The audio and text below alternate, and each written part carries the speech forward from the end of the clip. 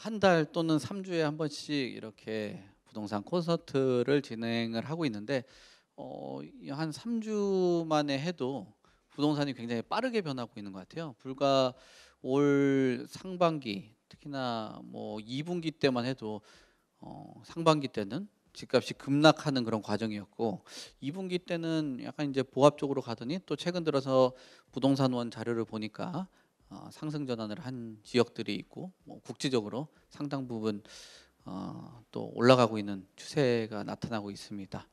어 저희 그 부동산 콘서트에 뭐 여러 전문가들이 출연하고 싶다라는 의견들도 주고 연락들을 주는데, 저희가 좀 바라보는 방향하고 좀 안 맞는 것도 있어서 저희가 계속 고정적으로 그 전문가들 출연을 하고 있거든요. 그 이유는 뭐냐면, 어 어떤 부동산 시장, 저희 이 콘서트가 약간 투자에 좀 가깝고 어떤 거주를 하는 거에 가깝기 때문에 그런 쪽으로 포커스를 잡고 있습니다. 그래서 뭐 집값이 꼭 올라가야 된다, 집값이 꼭 떨어져야 된다, 이런 당위성을 가지고 접근을 하는 그런 저희가 강연회는 아니에요. 뭐 어떤 정의 실현을 구현하기 위한 그런 방향이 아니고, 시장의 동향이나 뭐 투자나 내 집 마련할 수 있는 그런 쪽으로 저희가 취지를 잡다 보니까, 뭐 나중에 그 전문가들이 들어와도 왜 이런 분들은 나왔으면 좋겠는데라는 의견도 주시는 것들도 있는데, 배제하는 이유가 있습니다. 그런 것 좀 참고하셨으면 좋겠고요. 오늘 이제 녹화하면서 이제 녹화되는 거 제가 좀 얘기 드리면, 이제 전화번호도 같이 유튜브에 올라갈 때 하기 때문에, 좀 궁금하신 부분들이 있거나 촬영하는 동안, 또 강연하는 동안, 또는 현장에 참석하지 못하신 분들이 궁금한 거 있으면 전화들 주시면은 저희 여기 전문가분들하고 좀 연결을 통해서 도움을 드릴 수 있도록 하겠습니다. 자, 이제 시작할 텐데요. 1부에 김인만 소장님 뭐 굉장히 유명하시고 활동들 많이 하시는데, 뭐 여러분들한테 좋은 정보 드리기 위해서 부동산 관련된 그 발제 준비했다고 하니까 그거 잘 참고하시고, 여러분들 내 집 마련 또는 투자 또는 본인 자산 다이어트 이런 쪽 하는데 도움이 되셨으면 좋겠습니다. 1부 김인만 소장님 모시겠습니다.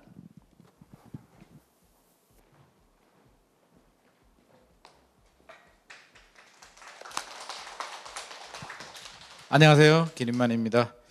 제가 한 2월이었나요? 2월에 발제하고 이제 시간이 많이 지났습니다. 지금 8월이니까 한 6개월 지났네요. 그렇죠? 부동산 시장 분위기도 6개월 만에 완전히 급 반전한 것 같습니다. 2월만 하더라도 부동산 시장 분위기 뭐 아시죠? 상당히 추웠습니다. 지금 날씨하고 비례하는 것 같은데 상당히 춥다가 최근에 거의 폭염 오듯이 부동산 시장 분위기도 상당히 개선되고 있는데요. 오늘은 이런 거 다 필요 없고요. 오늘은 그래서 부동산 아파트 시장 어디까지 왔느냐, 아파트 포커싱으로 맞출 거고요. 부동산이라고 하면 뭐 상가나 꼬마 빌딩 뭐 여러 종류들이 있는데, 오늘은 아파트입니다. 아파트하고 꼬마 빌딩, 상가는 완전히 다른 시장이고요. 주요 변수도 하반기 이제 얼마 남지 않았습니다. 여름 휴가 지나고 추석 지나면 10월, 11월, 12월 세 달 4분기 남았거든요. 4분기 주요 변수들하고 앞으로 어떻게 될지 하고 투자해야 될 곳까지 해서 짧게 오늘 한 30분 목표로, 제가 말이 길어져 가지고요. 오늘은 30분 목표로 요점만 간단히 하려고 노력을 해보려고 합니다. 일단 부동산 시장 분위기 한번 보죠. 그래프 보이시죠? 한국 부동산원 통계인데요. 이게 사실은 제가 지난주에 자료 만들어 가지고 이번 주 내용을 제가 업데이트를 못했는데 뭐 흐름은 비슷합니다. 거의 똑같은데 이 느낌 오시죠? 이게 작년 8월입니다. 작년 여름이고요. 계속 떨어지죠? 떨어지다가 올라가다가 눈에 띄는 건 여기 보이시죠? 파란색 상승으로 전환된 겁니다. 이제 보합 넘어서 상승으로 전환됐고요. 이게 한국 부동산원 통계입니다. 상승 전환됐고, 중간 변동률 보면 이게 지난주 자료인데 이번 주 보면 서울은 0.09, 0.09 똑같은데요. 뭐가 달라졌냐면 지방이 마이너스 0.01이었죠. 이번 주 목요일 통계를 보면 이게 마이너스 자 없어졌습니다. 플러스 0. 이제 전국적으로 마이너스 자 없어졌고요. 플러스로 전환됐습니다. 전세도 마찬가지입니다. 전세 계속 올라가죠. 이번 주도 올라갑니다. 작년에 집값 떨어진 게 사실은 전세 가격이 떨어지면서 매매 가격을 이게 당겨버렸거든요. 전세는 매매 가격을 밀어 올리기도 하고요, 떠받쳐주는 버팀목 역할도 해주는데 전세가 무너지면 매매도 같이 무너집니다. 이게 우리나라 아파트 시장 구조거든요. 작년에 금리가 미친 듯이 올랐죠. 갑자기 오르다 보니까 대출이자 부담을 느낀 전세 수요자들이 월세로 전환이 되면서 전세 가격이 폭락하게 되고요. 그 전세 가격 폭락에 놀란 일부 집주인들이 급매물을 던지면서 작년 10월, 12월, 올 1월까지 집값 폭락합니다.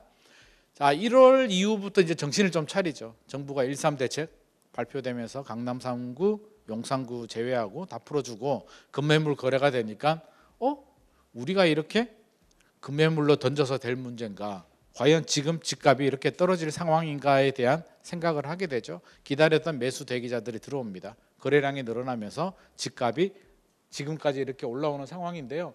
전국 통계 한번 보면은요, 여기 지난주입니다. 근데 이번 주는 뭐가 달라졌냐면 대구 보이시죠? 지난주가 마이너스 0.02였거든요.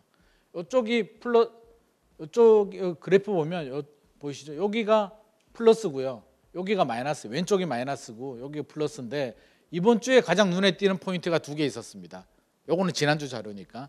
첫 번째가 앞서서 제가 말씀드린 지방이 마이너스 없어졌다는 거고요. 두 번째는 우리 대구광역시 하면 오명이 있었잖아요. 미분양의 무덤, 부동산의 무덤, 그렇죠? 대구 투자하면 다 죽어, 건설사들 죽어.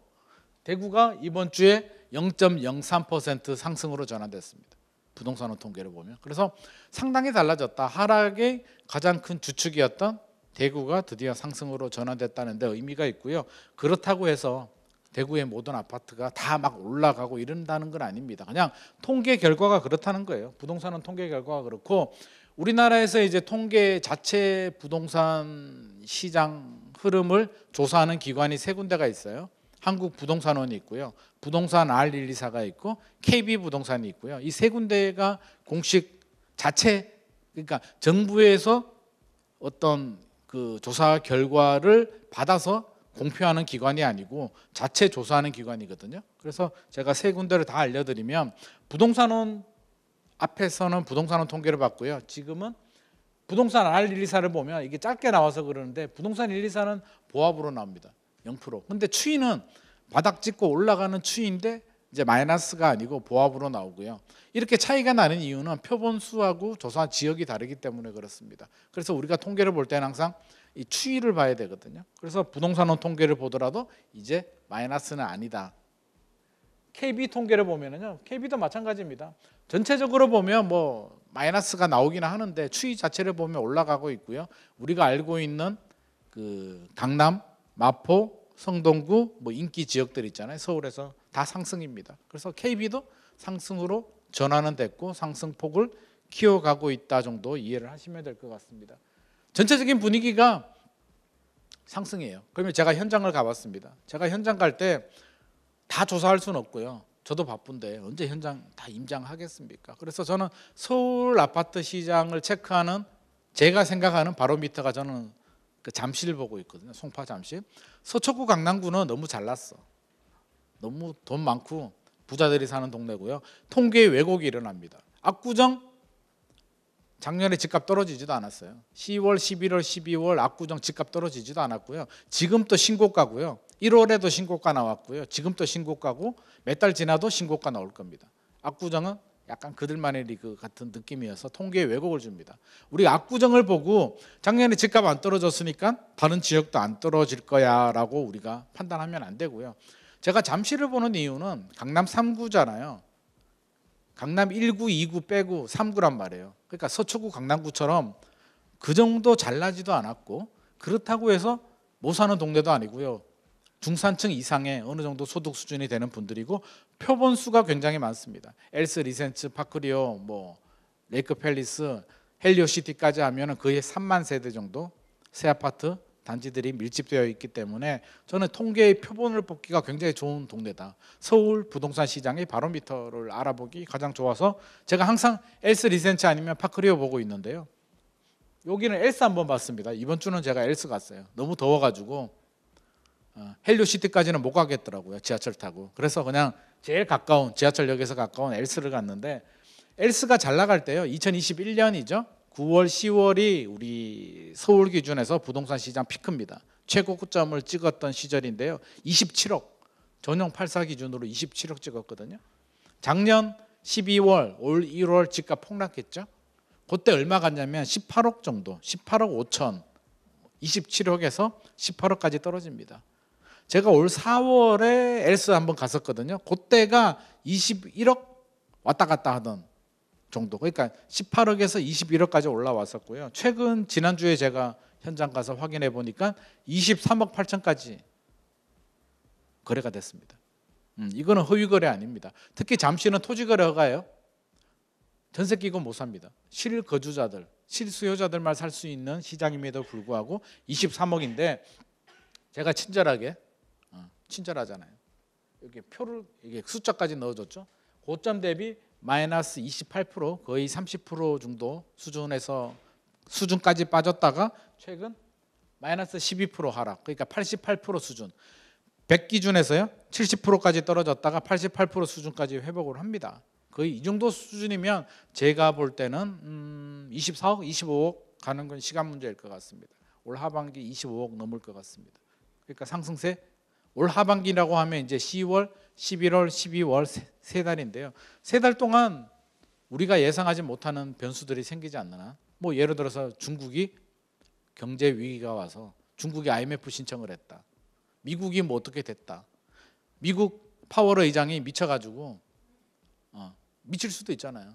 작년에도 미쳤잖아요. 살짝 미쳐가지고 기준금리를 그렇게 올렸잖아. 그게 제정신이냐고. 진작에 올렸어야 되는데 혹시라도 저는 한 번 정도 더 올릴 것 같은데 예를 들어서 기준금리를 뭐 자이언트 스텝을 한 2번, 3번 이렇게 올려버리게 되면 우리도 충격을 먹겠죠. 그런 상황이 발생하지 않으면 올 하반기, 4분기, 10월, 11월, 12월 그냥 지금 같은 추이 조금 이어갈 것 같습니다. 그러면 엘스가 한 25억까지는 갈 것 같아요. 제 생각에는. 그렇다고 해서 미쳐가지고 27억 뚫고요. 최고점 뚫고 30억 가고 이렇게 가기는 좀 어렵지 않나 하는 생각은 듭니다. 그래서 전체적인 추이를 그냥 강보합세 정도로 생각을 하면 맞을 것 같고요. 지방도 최악의 상황은 좀 벗어난 것 같습니다. 대구도 통계를 보더라도. 그래서 조금씩 회복을 하고 있는 상황이고요. 거래량도 중요하거든요. 거래량이 얼마나 뒷받침이 되느냐가 중요한데 이게 서울 부동산 정보 광장에 나오는 서울 아파트 거래량을 제가 캡처를 떴는데요. 작년 8월 713건, 12월 835건, 서울에 25개 구가 있습니다. 아파트가 180만 원 정도 되는 걸로 제가 알고 있는데 835건 거래면 25개 구에 835개면 한 구에 몇 개인가요? 30개도 거래됐나? 그 정도? 그러니까 올스톱입니다. 이건 거의 올스톱이에요. 올스톱 되다가 추이를 보세요. 1,400건, 2,400건, 2,900건, 3,100, 3,400, 3,800건. 아마 7월도 거의 3,800건, 4,000건까지 갈 것 같습니다. 거래량이 꾸준히 늘어나고 있죠. 2021년 거래량이 5,000건 정도 됩니다. 우리 부동산 뜨거웠을 때 5,000건에서 최고 15,000건까지 갔기 때문에 4,000건 정도 수준으로 회복했다는 얘기는 2021년 수준의 80% 정도는 회복을 한 것 같습니다. 그래서 일단 최악의 상황은 좀 벗어났다는 생각이 들고요. 패닉은 좀 벗어났다. 우리 12월, 1월은 약간 패닉이었죠. 정신이 없었습니다. 집값이 갑자기 3개월 만에 고점 대비 30% 정도 폭락을 하니까 사실 굉장히 놀랐는데요. 뭐 저는 놀라지 않았습니다. 지극히 당연한 현상이고요. 한번 1차 조정이 올 때가 됐는데 기준금리 인상 때문에 조정이 왔고요. 지금 기술적 반등을 하고 있는 그런 상황입니다. 미분양 주택 걱정이 많았죠. 미분양 주택도 그래프 보이다시피 작년 2022년 1월이 2만 1,000호, 2만 2,000호 정도 됐었는데 1년 만에 7만 5천호까지 늘어났거든요. 국토부에서 난리가 났죠. 미분양이 늘어난다는 얘기는 미분양이 늘어나면 뭐가 문제가 돼요? PF 대출, 프로젝트 파이낸싱 해준 금융사들, 우리나라 금융시장으로 불똥이 튄다는 얘기고요. 우리나라 경제의 뿌리가 흔들립니다. 그러면 국토부에서는 6만 2천호를 위험 수위로 보고 있거든요. 그러니까 개입을 하는 겁니다. 7만 5천호까지 올라가니까 난리가 났죠. 1.3 대책 나오고 따지고 보면은요.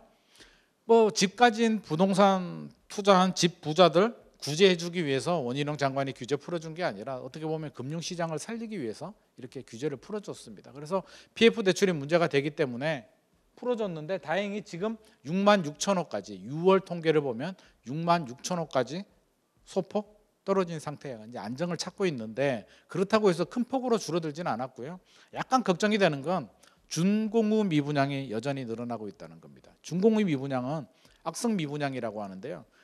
입주 그러니까 분양하고 공사하는 3년 동안 미분양이 소진이 안 되는 겁니다. 입주하고도 미분양이 남아 있는 거죠. 안 팔린다는 얘기죠. 그러니까 대부분 3년 동안 건설회사들이 이제 프로모션을 하잖아요. 판촉 행사도 하고 분양가 할인도 하고 옵션 공짜로 해주는데도 안 팔린 아파트가 늘어나고 있다는 얘기는 우리가 긴장의 끈을 지금 늦출 단계는 아니고요. 이게 한 2만 호 수준까지는 내려와야만 완전한 상승으로 우리가 받아들이는데 아직은 그렇게 흥분할 상황은 아니다라는 생각이 듭니다. 그러면 하반기 경제 변수 10월, 11월, 12월 지금 8월인데요. 왜 8월, 9월은 떼먹냐? 8월에 이제 여름 휴가를 주로 많이 가거든요. 덥고 여름 방학이고 전통적인 비수기고요. 9월에 뭐가 있냐면 9월에 뭐가 있어요? 추석이 있죠. 우리 여성분들이 좀 싫어합니다. 추석 좋아요, 안 좋아요? 네, 왠지 싫어요. 그냥 시댁에 가고 안 가고 그냥 싫어. 그렇죠? 그러니까 추석 때 남자분들 몸 조심해야 됩니다. 괜히 말 잘못하면 욕은 엄청 먹습니다. 그러면 추석 앞두고 보통 일반적으로 큰 행사가 있는데 추석 앞두고 과연 뭐 아파트 보러 갈까?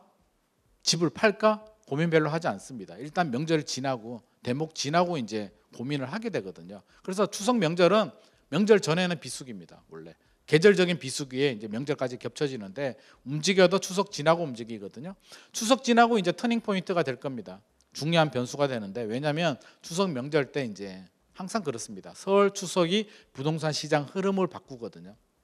가족들이 모여가지고 이제 이야기를 하다 보면 결국에는 주식 얘기, 돈 얘기, 부동산 이야기 하다가 나중에는 술 한잔 먹으면 정치 얘기 가가지고 얼굴 붉히다가 끝납니다. 그래서 항상 부동산 이야기가 나오기 때문에 흐름이 결정이 되는데 제가 볼 때는 올 하반기 변수가 세 가지가 있는데요. 이 세 가지 변수에 우리가 예상하지 못하는 어떤 범주를 벗어나는 상황이 발생하지 않으면 저는 큰 영향을 주지 않을 것 같은데 첫 번째 변수가요. 부동산 정책입니다. 부동산 정책의 메커니즘은요. 오버슈팅이 되면 규제를 하고요. 언더슈팅이 되면 규제를 풉니다. 아주 간단한 메커니즘인데 지난 40년 동안 그대로 적용이 되고 있습니다. 문재인 정부 때 집값이 과열되죠. 규제를 합니다. 원희룡 장관이 작년 8월만 하더라도 집값 더 떨어져야 된다고 절대 규제 안 풀어줘야 된다고 큰 소리를 빵빵 쳤는데 12월 1월 집값 떨어지고요. 미분양 늘어나고 PF 문제가 되니까 난리가 났죠. 부랴부랴 규제 다 풀어줘 버립니다. 저는 마포구하고 성동구는 안 풀어줄 줄 알았거든요. 풀어줘 버립니다. 강남 3구, 용산구 빼고는 다 풀어줬습니다. 그러니까 집값 떨어지게 되면 문제가 발생하거든요. 세수도 부족해지고요. PF 대출 문제가 되고요. 금융시장에도 불똥이 튀기 때문에 경제에 영향 주기 때문에 이제 풀어주게 됩니다. 그게 부동산 정책의 메커니즘인데 만에 하나 올 하반기나 내년에 집값이 폭등해요. 헬리오시티가 27억을 뚫고 30억이 갑니다. 만약에 헬리오가 30억 가면 개포는 얼마 가야 될까요? 엘스가 30억 가면 개포는 30억 넘게 가는 게 정상 아닐까요? 개포자의 프레지던스 새 아파트 같은 경우 한 35억 가야 되는 게 정상이겠죠? 개포 새 아파트가 35억 가면 반포의 아파트는 몇 억 가야 되는 게 정상일까요? 50억 넘어야 되는 거죠. 그렇죠? 55억 가야 됩니다. 이게 지금 우리나라 부동산 시장 상황에서 가능할까요? 압구정은 50억이든 70억이든 90억이든 그들만의 리그입니다. 쭉쭉 치고 올라갈 수도 있는데 왜? 그냥 지들끼리 압구정보다 더 좋은 아파트는 없기 때문에 그냥 천장을 뚫습니다. 근데 다른 지역들은 좀 달라요. 그렇죠? 그러면 잠실이 30억 가면 반대로 뭐 예를 들어서 광교 아파트는 얼마 가야 된다는 얘기입니까? 20억 넘어가야 된다는 얘기인데 현실적으로 좀 어렵습니다. 그래서 지금 그렇게 가면 규제가 나와요. 만약에 엘스가 30억 넘으면 원희룡 장관이 규제 지역을 확대하고요. 지금 묶었던 전매 제한 또 다시 규제하고 이제 규제가 다시 늘어납니다. 그래서 부동산 정책은 그렇고 제가 생각할 때는 규제 정책 안 나옵니다. 아무것도 안 할 겁니다. 내가 국토부 장관이면. 왜? 내년 4월에 뭐가 있나요? 총선 있죠. 내년 4월에 총선하고 제 결혼기념일이 있어요. 네. 그러니까 저는 결혼기념일이 중요해요. 총선 안 중요합니다. 근데 저 빼고 나머지 사람들은 총선이 중요합니다. 특히 정부하고 또 국회의원님들은 총선이 굉장히 중요한 이벤트죠. 왜? 됐고 집값 떨어지든 오르든 간에 내가 공천 받고 들어가는 게 중요하다는 거죠. 그러면 어떤 경우가 영향을 줄까요? 집값이 올라도 문제, 내려도 문제입니다. 집값 내리면 어떻게 돼요? 집값 떨어지게 되면 경제가 흔들리고 우리나라의 절반은 집을 가지고 있고 절반은 집이 없는데 집값 많이 떨어지게 되면 집 가진 사람들의 표 다 날아갑니다. 그리고 경제도 불안하죠. 세수도 줄어들죠. 집값 올라가면 어떻게 됩니까? 문재인 정부처럼 되죠. 뭐하냐? 무주택자들이 엄청난 반발을 합니다. 그럼 정부 입장에서는 총선 앞두고 올라도 문제, 내려도 문제. 그렇다면 규제 정책은 최대한 자극을 배제합니다. 아무것도 안 나올 겁니다. 나올 수 있는 거는 뭐? 이미 해주기로 한 거. 전매 제한이 아니고 실거주 의무 폐지. 올 1월에 발표했는데 아직도 국회 문턱 넘지 못합니다. 실거주 의무 폐지 있고 또 재건축 초과이익 환수. 뭐 요 정도는 국회에서 통과될 수도 있습니다. 왜? 이게 실거주 의무 폐지가 안 되면 올 12월에 작년에 뭐가 있었냐면 둔촌주공 있죠. 올림픽파크 포레형. 작년 12월에 분양을 합니다. 전매 제한 풀어줬어요. 올 12월부터 이제 전매라는 게 분양권을 사고 팔 수 있다는 얘기인데 분양권 전매는 풀렸는데 실거주 의무가 안 풀리면 분양권 못 팔아요. 실거주를 해야 되니까. 그럼 이게 문제가 발생하는 거죠. 그래서 12월 전까지는 제가 볼 땐 어떻게든 해결하려고 국회에서 좀 노력을 할 가능성이 있습니다. 그러면 뭐가 나오느냐? 제가 볼 때는 총선 앞두고 표는 얻어야 되니까 이런 전체적인 규제보다는요. 지역개발 호재들. 예를 들어서 인천 금단이나 김포시 가면 지금 지하철이 굉장히 이슈거든요. 교통 문제. 그러면 지하철 5호선 연장을 어떻게 하는지 그런 부분에 대한 부분. GTX 노선에 해당되는 지역들. 특히 GTX B 노선들은 지지부진하잖아요. 인천이나 남양주 쪽에서는 GTX B가 굉장히 중요한데 GTX B 우리가 좀 빨리 할 수 있게 속도를 단축시켜 주겠다. GTX C 노선 착공 좀 빨리 할 수 있게 해주겠다. 뭐 예비 타당성, DEF 신설 노선들 뭐 좀 해주겠다 하면 그 지역들은 전체 부동산 시장에는 영향을 주지 않으면서 그 지역에는 개발 호재가 될 수 있습니다. 그래서 이런 정책들이 올 하반기와 내년 1분기에 아마 나올 가능성이 있고요. 규제는 풀리지도 않고 더하지도 않을 겁니다. 혹시라도 폭등하지 않으면. 근데 부동산에 미쳐서 폭등하면 규제 카드 나올 수도 있는데 저는 그런 가능성 높지 않게 보고요.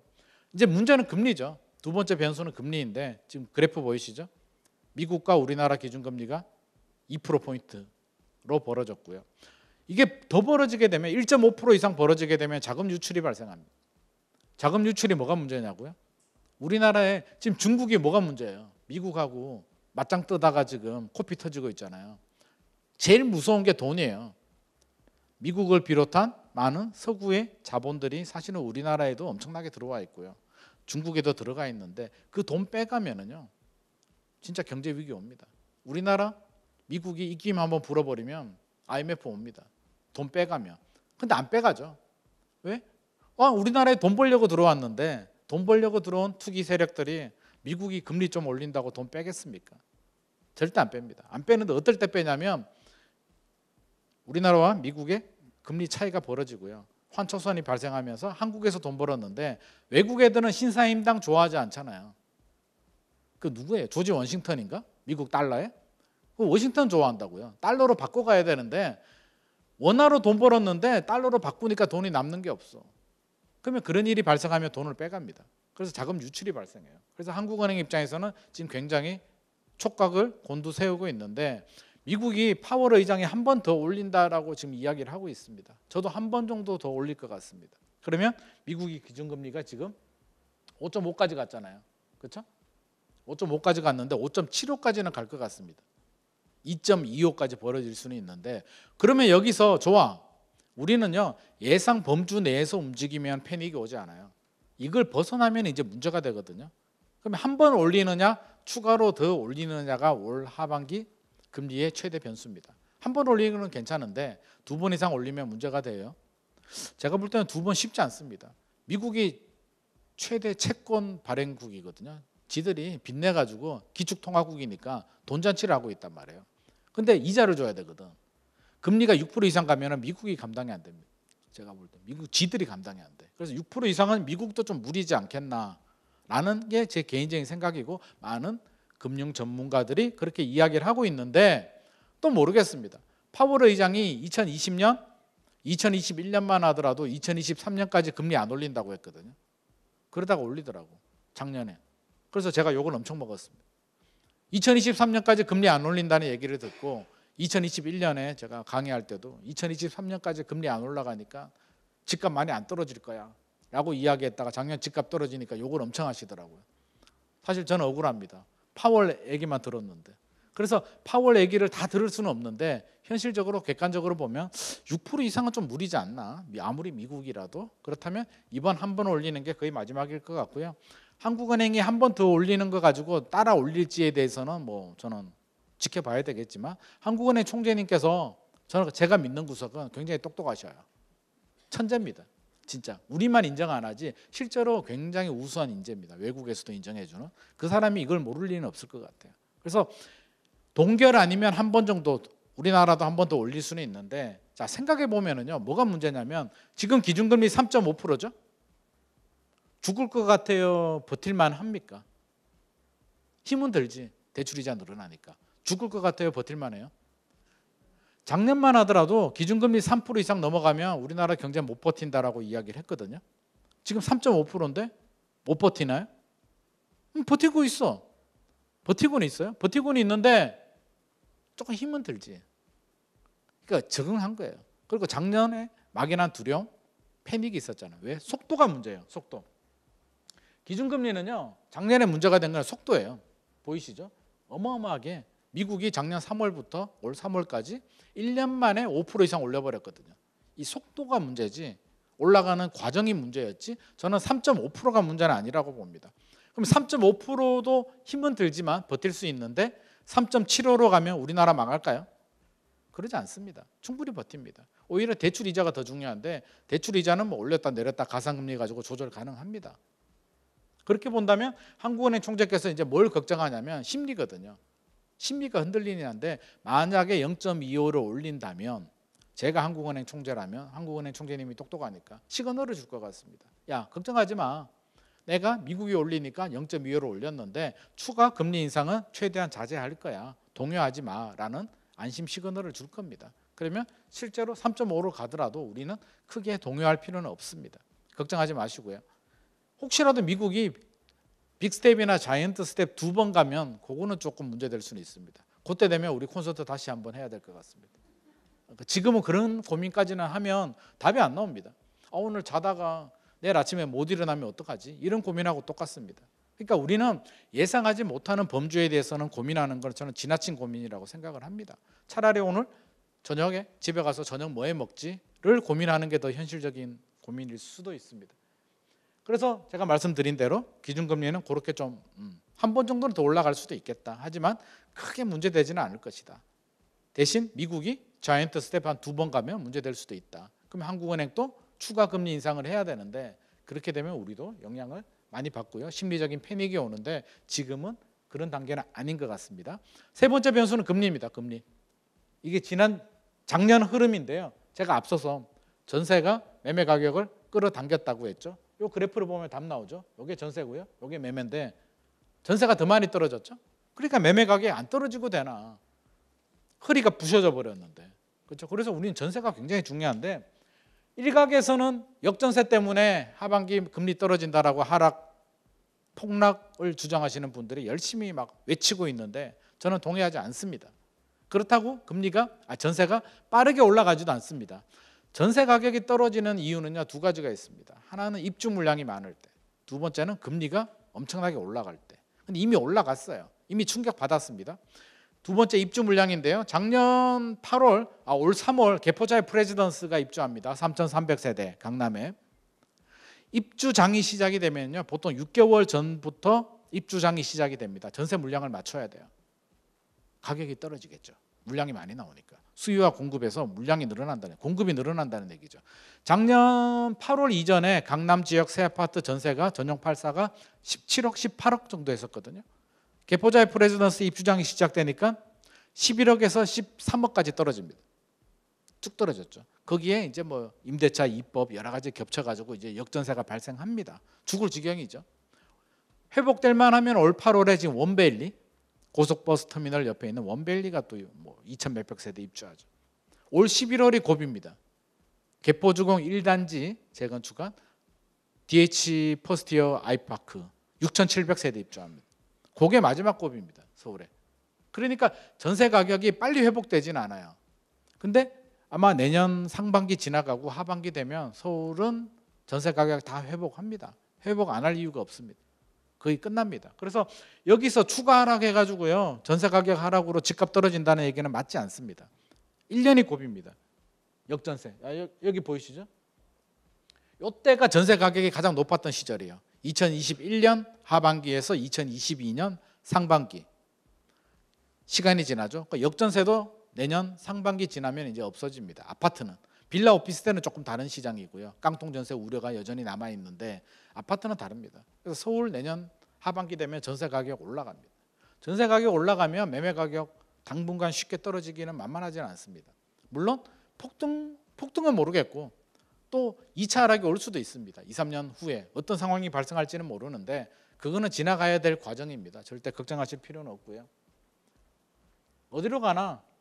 빨리빨리 갈게요. 한 요 정도 온 것 같습니다. 조금 더 남긴 했어요. 흐름을 보면 2015년에서 2021년까지 7년 동안 상승을 했거든요. 7년 오르고 2022년 작년 1년 조정되고 떨어진 거는 작년 하반기고요. 1년 6개월 떨어지고 다시 상승이 돼서 계속 올라간다? 사실은 이치에 맞지 않습니다. 너무 피곤합니다. 조금 더 쉬어야 돼요. 우리가 버블 2020년, 2021년 2년은 버블입니다. 오버슈팅 됐습니다. 아파트 가격. 오버슈팅을 제거하는 방법은 두 가지가 있어요. 하나는 시간이 해결해 주는 방법. 무슨 말인지 아시죠? 화폐 가치가 떨어지잖아요. 지금 10만 원과 10년 전에 10만 원이 똑같습니까? 10년 전에 10만 원이면 우리 애들 데리고요. 아웃백 스테이크 가서 통신사 할인 받으면 스테이크 먹고 돈이 좀 남았거든요. 지금 10만 원이면요. 와이프하고 둘이 가도 모자라더라고. 스테이크 하나 시키고 하니까 10만 원 넘더라고요. 아웃백 가격이 오른 걸까요? 화폐 가치가 떨어진 걸까요? 저는 화폐 가치가 떨어졌다라고 봅니다. 아파트 실물 자산은요. 화폐 가치 하락이 반영이 됩니다. 그러니까 10억짜리 아파트가 10년 후에 13억, 14억 가는 건 올랐는 게 아니에요. 그냥 인플레이션 방어한 겁니다. 전세 살면은요.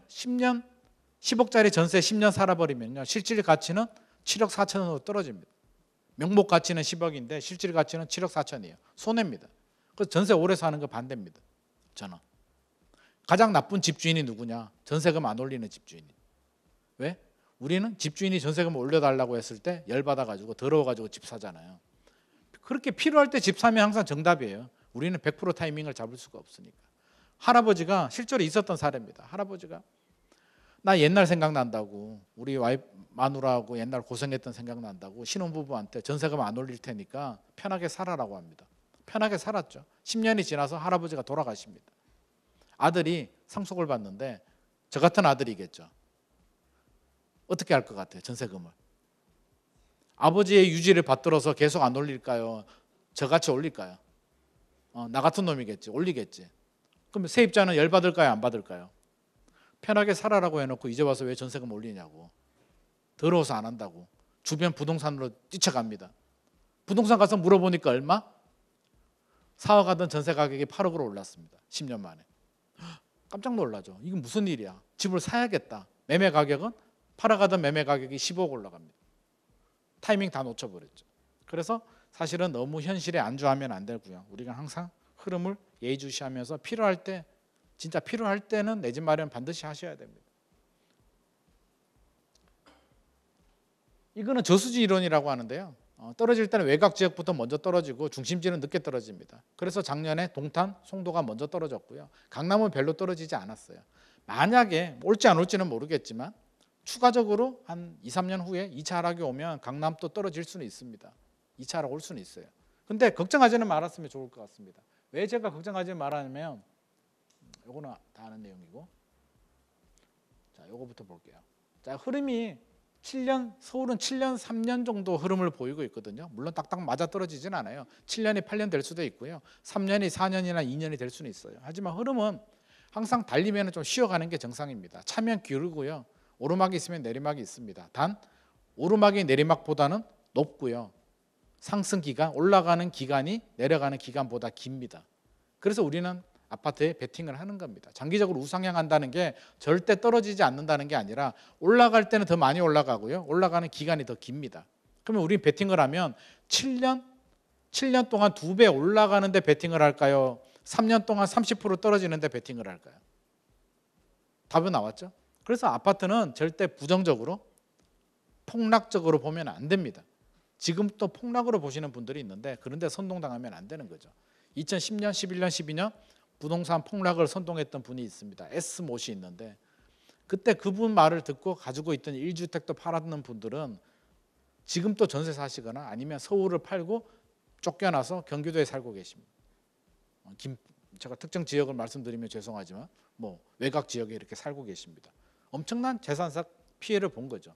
그래서 전문가들은 그분이 그 소신일지는 모르겠지만 절대 그렇게 선동하면 안 됩니다. 항상 긍정의 힘을 믿고 장기적으로 우상향하는 데 포커싱을 맞춰야 되는 거예요. 그게 인생이고 그게 부동산 시장입니다. 그래놓고 자기는 집을 사죠. 또 항상 그럽니다. 그러니까 절대 전문가들 말에 선동당하지 말고 좀 냉정하게 부동산 시장 흐름을 볼 필요는 있을 것 같고요. 만약에 2차 하락이 오면은요. 지금이 이제 1차 하락입니다. V자로 떨어졌다 올라가는데 이게 2008년에서 2012년도 흐름입니다. 그때 무슨 일이 있었냐면요. 지금하고 비슷하죠. 노무현 정부 때 집값 폭등하죠. 문재인 정부 집값 폭등하죠.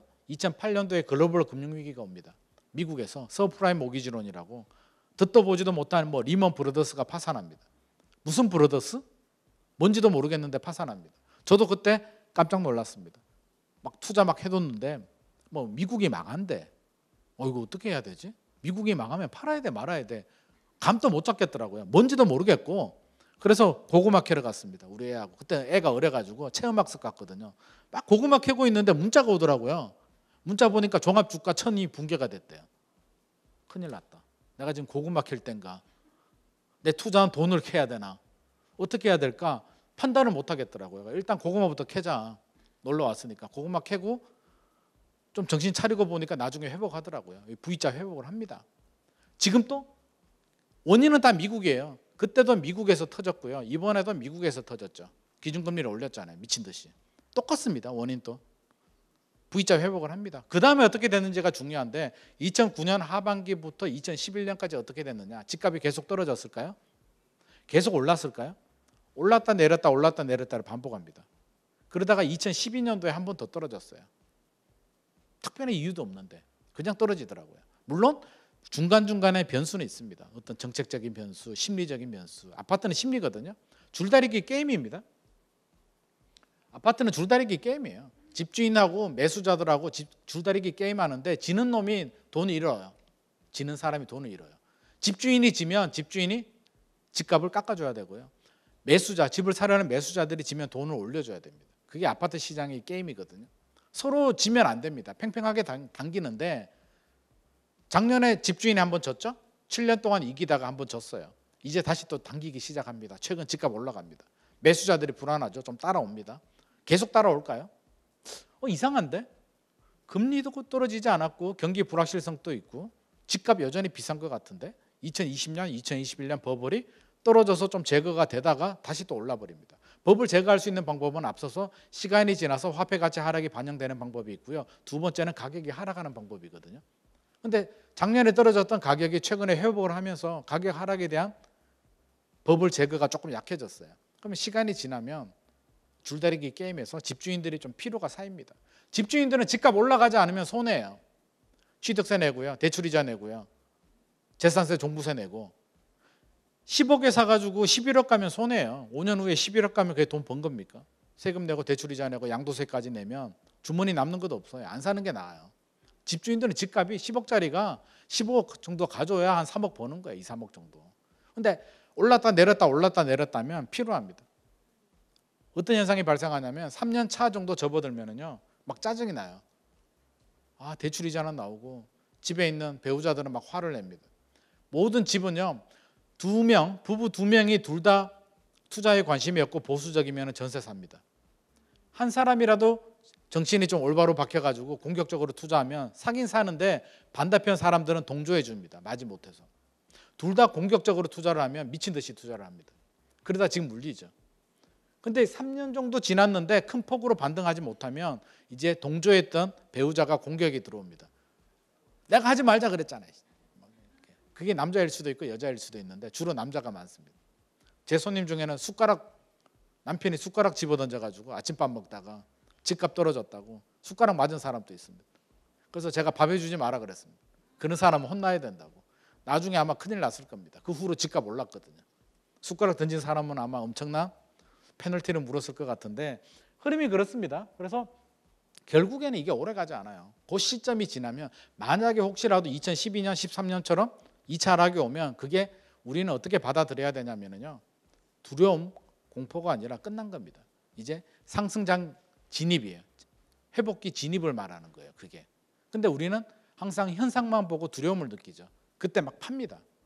다행인 건 아파트는 황금성이 낮기 때문에 안 팔린다는 거예요. 그래서 2012년도에 막 집어 던졌는데 안 팔려가지고요. 전세 돌렸는데 살아남은 사람들 되게 많아요. 팔렸으면 깡통인데 안 팔려가지고 안 팔려서 은깨깨를 보유하다가 집값 올랐는 분들 되게 많거든요. 그래서 다시 한번 혹시라도 그런 기회가 오면 절대 두려워하지 마시고요. 공격적으로 1차 하락 때 흥분하면 안 됩니다. 혹시라도 2차 하락이 오면 그때 흥분해야 돼요. 그때는 들어가야 될 때입니다. 2012년도 13년도는 지방분들이 잘 써먹었습니다. 서울분들은 공포에 질려가지고요. 데드캣 바우스인 줄 알고 못 들어왔고요. 지방에 계시는 분들은 서울, 수도권, 갭 투자 다 들어왔습니다. 지방분들 돈 다 벌었죠. 그 지방에 부자들이 많아요. 그래서 우리는 지금 알아야 될 거는요. 결국 시간이 다 해결해 주고요. 절대 부동산 시장 흐름에 너무 일일비하지 마십시오. 혹시라도 여기서 올라가 주면 땡큐고요. 혹시라도 2차 하락이 오면 그때는 마지막 기회입니다. 추가 투자하실 분들은 지금 만약에 3주택 가지고 2주택이나 3주택 가지고 계시는 분들은 그때 한 채, 두 채 더 투자하는 게 맞습니다. 2차 하락이 온다면. 안 온다면은요? 안 온다면 당분간은 홀딩하는 거고요. 무주택자들은 문제가 달라집니다. 무주택자들은 지금 어떻게 해야 되느냐? 여기 여러 가지 말들 적었는데요. 시간 해결해주고 분양가 가장 저렴하고 물가 오르는 거 보십시오. 건축비, 인건비. 요즘 꼬마 빌딩 지으면 뭐 평당 1,000만 원 달라고 그러더라고요. 평당 1,000만 원이면요. 아파트 생각해 보십시오. 건축비가 얼마인지. 6월에 뉴홈 사전 청약했는데 남양주 왕숙이 3억 3천에 나왔거든요. 25평이. 2030년 입주입니다. 건축 원가도 안 나옵니다. 저는 그런 거는 무조건 청약하고 잡아야 된다고 보는데 많은 분들이 안 하더라고요. 우리 애한테도 하라 그러니까 아빠 남양주인데 뭐 이러더라고. 그래서 너 마음대로 하라고. 돈이나 벌면 되지. 그러니까 남양주가 무슨 상관이 있냐고요. 돈만 벌면 되지. 동작구 수방사 8억 7천이었습니다. 좋은 건 알지. 근데 젊은 애들이 8억 7천이 있냐고요. 그러면 자기 수준에 맞춰서 투자하는 겁니다. 투자는 원래 당첨되고 포기하신 분들이 있어요. 이번에 용산 호반 서밋 에디션 아시죠? 그 분양 물량이 65세대 나왔는데 163대 1이 나왔거든요. 그 당첨되신 분이 실제로 저한테 연락이 왔습니다. 돈 없다고. 나보고 어떡하라고? 나보고 돈 달라고? 그럼 청약을 안 했어야죠. 분양가가 16억 3천인데요. 주변 시세 비교해 보면 30% 저렴합니다. 주변 시세가 계산해 보면 한 25억 정도 해요. 34평이. 따지고 보면. 로또인데 돈이 없는 거예요. 뭔가 잘못됐죠. 그렇죠. 그러니까 진짜 좋은 것도 계획 없이 투자하면 이렇게 되는 겁니다. 그럼 포기해야지. 돈을 빌리든지. 누가 빌려줘? 부모님 아니면 아무도 안 빌려줍니다. 그렇죠? 부모님이라도 그러니까 항상 투자할 때는 물어보십시오. 부모님한테 여윳돈이 있는지. 방법이 없습니다. 근데 내가 도와줄 수 있으면 우리 애들 이렇게 해줘도 됩니다. 요즘 청약 물량들 좋은 거 많이 나오거든요. 그래서 그런 거 무주택자들은 절대 놓치면 안 되고요. 이제 6월 지나갔고요. 9월, 12월 2개 남았습니다. 혹시 여기 나이 드신 분들도 계시는데요. 혹시 젊은 분들 중에 자녀들 중에 청약 통장 가지고 있고 이렇게 하신 분들은 넣으셔야 돼요. 하남 교산, 마곡, 그렇죠? 인천 계양, 고양 창릉, 한강 이남, 남양주 왕숙, 위례, 고양 창릉 이런 데는 무조건 넣으셔야 됩니다. 3기 신도시하고 서울에 나오는 물량들은 묻지마 투자하셔야 됩니다. 가격이 무지하게 저렴합니다. 이거는 공공분양이에요. 아쉽게도 우리 세금으로 투입을 해서 저렴하게 나옵니다. 제 돈이 이렇게 낭비가 됩니다. 내가 낸 세금이 우리 무주택자들을 위해서 이렇게 쓰여집니다. 그래서 저는 우리 애들한테 이야기를 합니다. 청약 좀 하라고. 아빠가 낸 세금으로 너라도 혜택을 좀 봐야지. 그렇죠? 그래서 이런 거는 반드시 청약하시고요. 자격 요건 되시는 분들. 남양주인데 고양시 뭐 이런 거 따지지 마십시오. 그냥 하고 싶은데 하세요. 남양주 거주하시는 분들은 남양주 왕숙 자기 거주 지역에 하시는 게 유리하고요.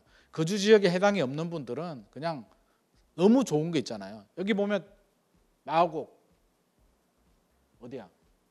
서울 한강 이남 이런 데는 박 터지겠죠? 이런 데 하지 마세요. 안 되잖아요. 몇백 대 1 나오는 게 되겠냐고요. 남양주 왕숙 이런 데 경쟁률 많이 안 나와요. 몇십 대 1 정도 나오거든요. 이런 거 당첨되면 2030년에 돈 들어갑니다. 지금 돈 없어도 돼요. 2027년에 계약금 내면 되거든요. 그러니까 지금부터 열심히 모아서 충분히 감당할 수 있습니다. 돈 좀 있는 분들, 돈 좀 있어요. 무주택이거나 갈아타고 싶은 1주택자들은 여기 보이시죠? 서울 서초구 강남구 들어오지 마세요. 왜 들어오지 말라고? 네가 뭔데 들어오지 말라고? 돈 있으면 들어가셔도 돼요. 실제로 그렇게 말씀하시는 분들이 있습니다. 선생님, 역세권에 학군도 좋고요. 새 아파트에 고급 커뮤니티도 갖춰져 있고 좀 부자들이 많이 사는 동네에 한강변이 보이는 아파트에 사고 싶습니다. 그럼 제가 얘기합니다. 현금 30억만 들고 오세요. 제가 찍어드릴게요. 일반적으로 그건 안 되는 거잖아요. 그러니까 너무 좋은 것만 찾지 마시고요. 지금은 서울은 별로 안 떨어졌습니다. 서초구 강남구는 작년에 한 15% 20% 떨어졌다가 지금 한 10% 8% 수준까지 회복을 했습니다. 거의 고점 가까이 왔다는 얘기고요. 얼마 떨어지지도 않았는데 송도 동탄 같은 경우는 마이너스 40%까지 떨어졌다가 최근에 한 25% 수준까지 회복을 했거든요. 올 상반기 1분기 때 기회였죠. 원래 집값 떨어지면은요 30% 떨어지면 엄청나게 떨어진 겁니다. 3년에 떨어져야 될 거를 3개월 만에 다 떨어졌거든요. 그때가 기회였어요. 한번 기회 놓쳤습니다. 어쩔 수가 없어요. 무서웠으니까. 그러면 다시 기회가 안 오느냐? 저는 한 번 더 올 수도 있고요. 지금 또 생각해 보면은요, 자꾸 우리가 좋은 지역만 봐서 그렇지 지금 또 고점 대비 20% 이상 떨어진 아파트들 꽤 있습니다. 서울에서도 투자하려면 사려면 그런 거 적어도 20% 정도 떨어진 아파트 사면은요 충분히 괜찮습니다. 경쟁력이 있습니다. 그리고 진짜 돈 있는 분들은 장기적으로 보면 목동 지금 재건축 열심히 하고 있잖아요. 원래 목동은 안전진단 통과도 안 되는 아파트입니다. 근데 운이 좋아가지고 오세훈 서울시장이 신통기획 한다고 운 좋게 지금 정부도 맞아 떨어졌죠. 안전진단 풀어주고 하니까 운 좋게 통과가 되는 겁니다. 진짜 30년 걸릴 거 15년으로 지금 단축이 된다고 저는 보여집니다. 그러니까 돈 좀 부족하신 분들은 상계동 서울에 생각보다 할 데가 없어요. 재건축이 아파트 대단지 아파트 몇 개 없어요. 개포 끝났죠. 고덕 둔촌 끝났죠. 대단지 아파트들 남은 데가 목동하고 상계동밖에 없습니다. 강서구는 아직 멀었고 가양동 이런 데는 아직 멀었고요. 상계동 저는 관심 있게 보고 있습니다. 왜 소액으로 할 수 있으니까. 뭐 6억, 7억, 8억으로 살 수 있는 아파트니까. 전세 끼고 사면 한 5억으로 재건축하는 아파트 충분히 살 수 있습니다. 3단지, 5단지, 7단지가 랜드마크입니다. 상계동에서는. 목동에서는 5, 6, 7단지가 가장 좋고요. 7단지가 학군이 가장 좋습니다. 나머지 여기는 가성비, 1기 신도시. 제가 참고로 요거 배포되나요? 자료? 배포 안 되면 말고.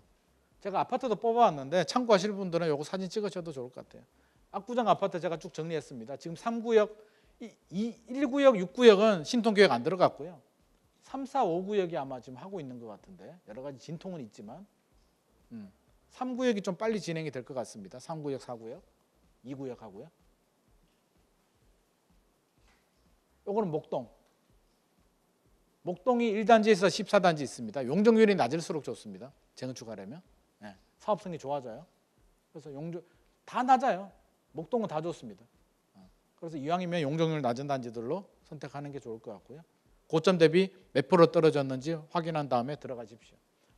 목동은 언제든지 들어가도 좋습니다. 지금 들어가도 좋고요. 혹시라도 2차 하락이 오면 그때 용기를 내서 더 들어가셔도 좋고요.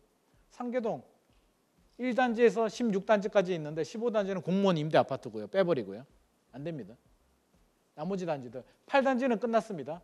포레나 노원 이미 끝나버렸고요. 왜? 조립식으로 지었기 때문에 빨리 재건축했습니다. 나머지 단지들은 보시고 하는데 입지는 3단지, 5단지, 7단지가 가장 좋습니다. 여기 GTX 들어오죠. 창동에.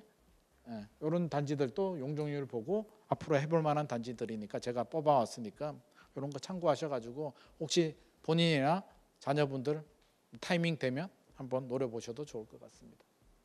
자, 오늘 강의 짧게 하려다가 길어져 버렸는데 죄송하고요. 도움 좀 되셨으면 좋을 것 같습니다. 자, 제 강의는 여기까지.